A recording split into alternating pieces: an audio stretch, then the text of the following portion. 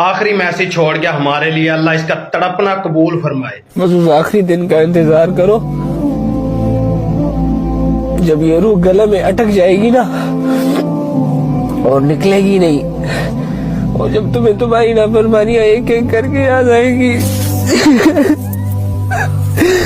जब तुम्हारे गुनाह तुम्हारे सामने आएंगे, इंतजार करो उस वक्त का,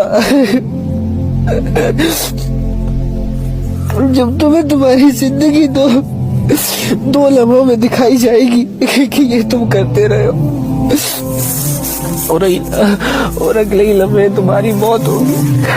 करो, नाचो, गाओ, जिना करो, पार्टियां करो, शराब पियो यार। अल्लाह का है, नजर नहीं आता वो, देखी जाएगी। कहाँ है निजाम अल्लाह का, जैसे इस दुनिया